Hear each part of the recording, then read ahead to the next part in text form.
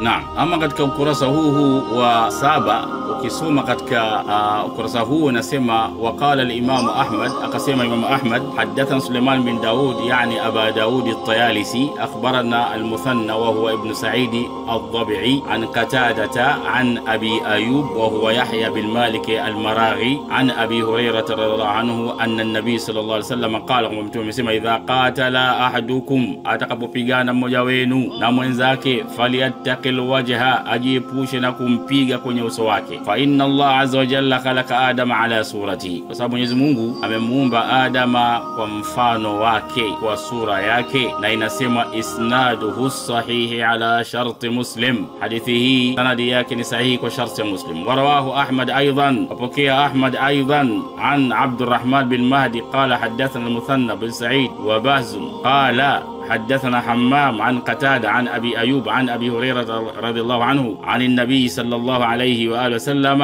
قال كما أنتم سمع إذا قاتل أحدكم أتقبقنا موجوين من ذاك فليجتنبوا الوجه أجيبوش ناوسو. قال ابن مهدي فإن الله عز وجل خلق آدم على صورته, وسبب Mwenyezi Mungu amemuumba Adama kwa sura yake, kwa mfano wake. isnaduhu sahih ala shart al-Bukhari wa Muslim. Naam, وقال رواه مسلم بن خزيمة في كتاب التوحيد عن النصر بن علي Jahdhami an abihi an Muthanna. Inaendelea hiyo riwaya mpaka inafika vile vile idha qatala ahadukum akhahu falyajtanibu alwajha, ajiepushe na uso, fa inna Allah azza wa jalla khalaqa Adama ala suratihi. Anarudia tena hiyo kwamba uso, usimpige mwenzako usoni, kwa sababu uso wa kila mtu umefanana na Mungu. Yale yaliyozungumzwa katika kitabu cha Mwanzo, inshallah tutaweka Biblia hapa, mtakuja kuona uwiano kati ya riwaya hizi na zile riwaya zilizomo katika Taurat. Naam, waqala al-Imam Ahmad حدثنا سفيان عن أبي زناد عند الله إذا ضرب أحدكم فليجتنب الوجه فإن الله خلق آدم على صورته. رواه الحميدي عن السفيان بمثله وقد رواه مسلم pia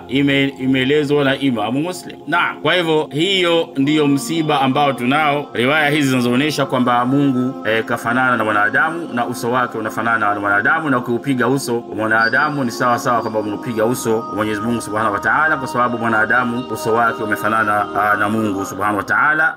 Tunamuomba Mwenyezi Mungu atuepushe na shirika hii ambayo masalafi wanaiamini na hawataki kufanya tawil wa aina yote. Tuende katika kitabu cha Mwanzo hivi sasa, waangalie Biblia inasema nini, ili kufananisha akida ya as-salafia na akida ya Mayahudi na Manasara kama ilivyo katika Biblia.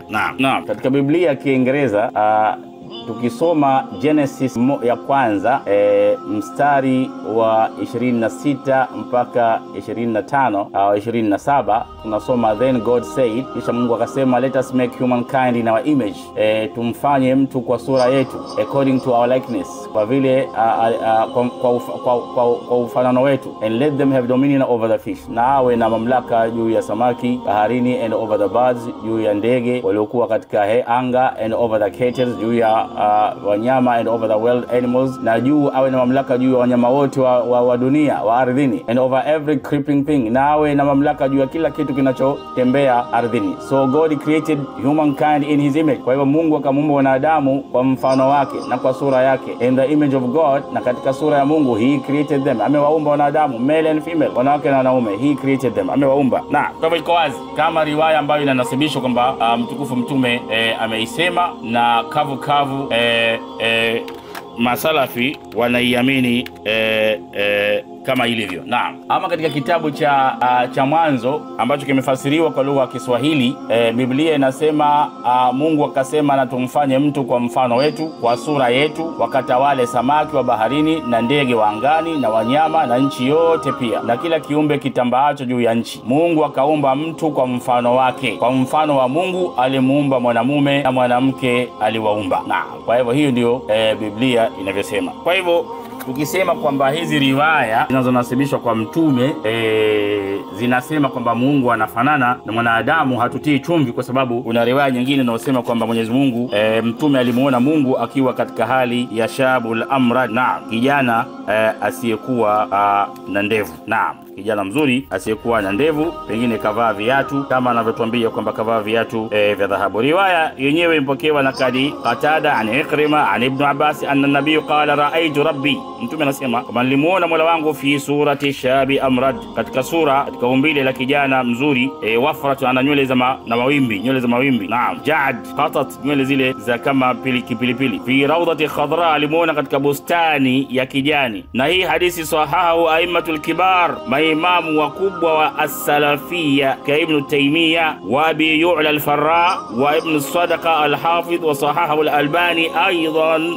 Albani, Ibn Taymiyyah, Abu Yu'la al-Farra na Ibn Sadaqa al-Hafidh, wote hawa wameisahihisha riwaya hii. Naam, kitabu cha Albani kinachoitwa Dhilalul Janna, fi Dhilalul Janna, na ameisahihisha riwaya hii. Kwa hivyo ndio tukasema kwamba akida ya kile kipote kinachoitwa as-salafia, kipote hichi kimechukua akida yao katika Taurat ambayo ni muharrafa, na hasa anapotuambia kwamba riwaya hizi na hazistahiki kufanyiwa ta'wili au tafsiri nyingine, ichukuliwe vile vile ilivyokuja. Kwa hivyo ndio kabisa inafanana na akida ya Mayahudi na Manasara. Na katika kitabu hiki cha Bayanu Talbis al-Jahmiyya fi Ta'sisi Bid'ahim al-Kalamiyya ar-Radd ala, ni kitabu cha raddi hichi, رد على تأسيس التقديس samahani cha Imam Ibn Taymiyyah al-Harrani, Bayanu Talbis al-Jahmiyya hichi, katika kurasa wa 1290 na kurasa 1291 ameandika maneno haya: wa fil khabar, wa fi hadha al-khabar fi riwayat Ibn Abi Daud annahu suila Ibn Abbas hal ra'a Muhammad rabbahu, je, Muhammad alimuona Mola wake? Anaulizwa Ibn Abbas, qala na'am, akasema ndio. Qala wa kaifa ra'ahu,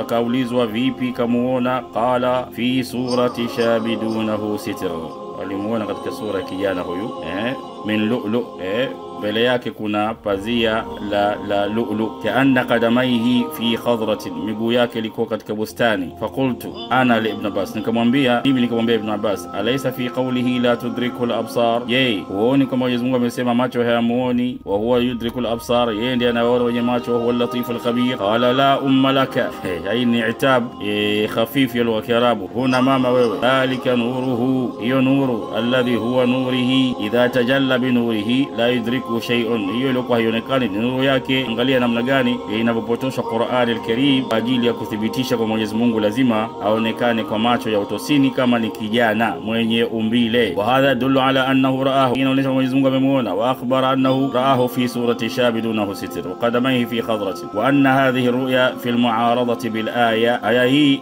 haiku khitilafiana na aya, haikupingana na aya. Hayo ndio maneno ambayo anasema Ibn Taymiyyah. Wal mujabu anha bima taqaddama fa yaqtadi annaha ru'yat 'aynin, hiyo inaonyesha kwamba hiyo ilikuwa ni uoni katika macho kabisa, kama fi al-hadith as-sahih, kama ilivyokuja katika hadith sahih al-Wadai al-marfu' an Qatada an Ikrima an Ibn Abbas qala qala Rasulullah ra'aytu rabbi fi surati shabi amrad, lilimona Mungu Mola wangu kwa sura ya kijana amrad, asiyekuwa na ndevu, lahu wafra ja'ad, nywele zenye mawimbi, qitat fi rawdat al-khadra, katika bustani ya kijani. Kwa hivyo naweka kitabu hichi nitaweka uangalie namna gani watu walivyomweka Mwenyezi Mungu kama Mungu wa Manasara na Mungu wa Mayahudi. Mungu wa Manasara ni kama tunavyoona kwamba ni Yesu, na Isa alayhi salam kwa mujibu wa itikadi yao ni Mungu, na alikuja ulimwenguni kazaliwa kama ni binadamu. Kwa hivyo kuona kwamba kuna ushabihisho baina ya as-salafiyya kama madhhabi na Mungu Mwenyezi Mungu Subhanahu wa Ta'ala na Nabii Isa alayhi salam ni jambo ambalo liko wazi kwamba madhhabu yao yamechukuliwa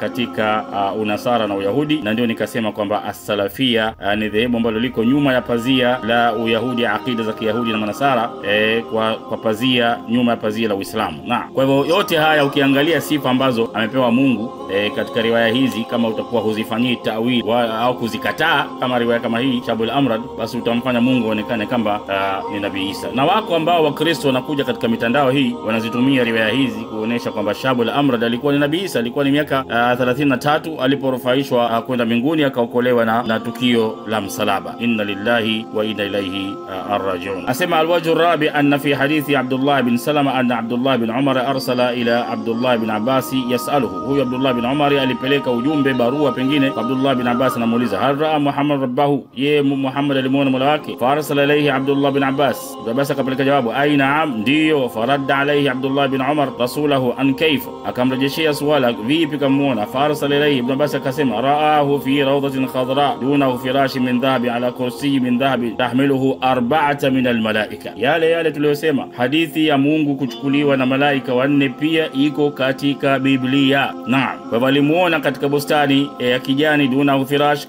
kuna kitanda hapo mbele yake, min dhahabi, kitanda cha dhahabu, au kiti cha dhahabu, ala kursi, yuko juu ya kursi, min dhahabi, cha dhahabu, tahmiluhu arba'ata min almalaika, kiti hicho kinachukuliwa na malaika wanne. Na katika riwaya, malaika mmoja ana sura ya mwewe, malaika mwingine ana sura binadamu, malaika mwingine ana sura ya simba. Inna lillahi wa inna ilayhi raji'un. Ni hatari.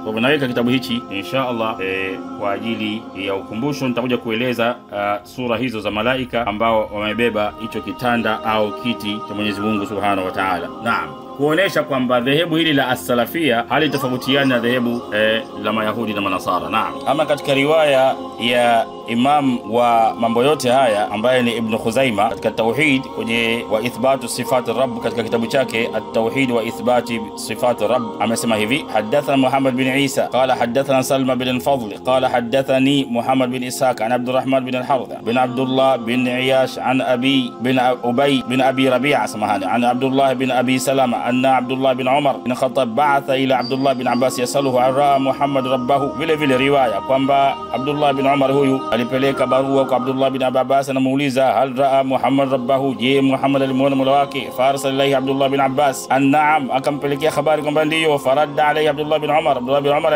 akarudi swala, kaifa raahu, vipi alimuona? Farsala ilayhi annahu raahu fi rawdatin khadra, alimuona kwenye bustani ya kijani, duna firash, kuna kitanda hapo, min dhahabin, cha dhahabu, ala kursi min dhahabin, kwenye kiti cha dhahabu, tahmiluhu arba'ata min almalaika, kinabebwa na malaika wanne. Malakun fi surati rajulin, malaika mmoja ana sura ya binadamu, wa malakun fi surati thawr, malaika mwingine ana sura ya ng'ombe, wa malakun fi surati nasr, na malaika mwingine ana sura ya mwewe, wa malakun fi surati asad, na malaika ana sura ya nini? Ya simba. Hizo ni habari, ni hatari sana. Naam, kwa hivyo riwaya ambayo imo katika kitabu cha at-tauhid kinachoambiwa kwamba ni tauhid wa ithbatu sifati rabb, hizo ni sifa za Mungu kwamba anabebwa na hao malaika wanne wenye sura za viumbe za malaika tofauti. Naam, ni hatari sana. Naam, nitaweka kitabu hiki inshallah ukumbini kuthibitisha hayo ambayo yanasema. Lakini baada ya hayo yote, waangalie Mwenyezi Mungu anasema nini katika kitabu al-Muqaddas, kinachoitwa kitabu al-Muqaddas cha Ezekiel, waangalie inasema nini. Naam, juu ya habari hii ya Mungu kubebwa na malaika ambao wana sura tofauti. Naam, ukisoma kitabu cha Ezekiel kitabu nambari 1 mstari wa 5 mpaka wa 12 kwa mfano, au kuanzia mstari wa 4, inasema nikaona natazama upepo wa dhoruba ulitoka upande wa kaskazini, wingi kubwa sana pamoja na moto ukifanya duara ya nuru na mwangaza pande zote, na katikati yake kitu kama rangi ya kaharabu katikati ya moto huo. Ukatokea katikati yake mfano wa viumbe hai vinne. Wale viumbe wale wanne walikuwa wamebeba kiti cha dhahabu cha Mwenyezi Mungu waliotajwa katika riwaya iliyoko katika kitabu cha Ibn Khuzaima. Kuonekana kwao kulikuwa hivi: walikuwa na sura ya mwanadamu. Naam, na kila mmoja alikuwa na nyuso 4 na kila mmoja alikuwa na mabawa 4. Ya salam. Naam, na miguu yao ilikuwa miguu iliyonyoka, na nyayo za miguu yao zilikuwa kama nyayo za miguu ya ndama, zikimetameta kama rangi ya shaba iliyosuguliwa sana. Nao walikuwa na mikono ya wanadamu chini ya mabawa yao pande zote 4, na wote wanne walikuwa na nyuso zao na mabawa yao hivi. Mabawa yao yaliungana hili na hili, nao hawakugeuka walikwenda kila mmoja kuelekea mbele. Naam, mstari wa 10 unasema kwa habari za mfano wa nyuso zao, walikuwa na uso wa mwanadamu, na hao wanne walikuwa na uso wa simba upande wa kulia, na hao wanne walikuwa na uso wa ng'ombe upande wa kushoto, na hao wanne walikuwa na uso wa tai, yani huyo mwewe niliyesema. Na nyuso zao na mabawa yao yalikuwa yametengana kwa juu, mabawa mawili ya kila mmoja yaliungana, hili na mawili yalifunika miili yao. Na kwa hivyo ukiangalia riwaya hii ambayo imo katika Biblia utakuta haitofautiani na riwaya ambayo iko katika kitabu kinachoitwa At-Tauhid wa Ithbat as-Sifat ar-Rabb cha Imam Ibn Khuzaimah, ambaye anadai na yeye arshi au kiti cha Mwenyezi Mungu kimebebwa na malaika wanne. Mmoja ana sura ya mwanadamu, mwingine ana sura ya ng'ombe, mwingine ana sura ya mwewe, na mwingine ana sura ya simba. Inna lillahi wa inna ilaihi raji'un. Kwa hivyo napiga picha Biblia ya Kiarabu ili watu waone wenyewe haya maneno yaliyotumika katika Biblia na yale maneno yaliyotumika katika riwaya ya Ibn Khuzaimah, kuonesha kwamba as-salafia istaskha maalimahu, na imechukua mafundisho yake yote kwenye vitabu vya Mayahudi na Manasara, wakadai kwamba haya ni mafundisho ya maswahaba, na maswahaba wako mbali na mafundisho kama haya. Nikutakieni kila kheri. Wassalamu alaikum wa rahmatullahi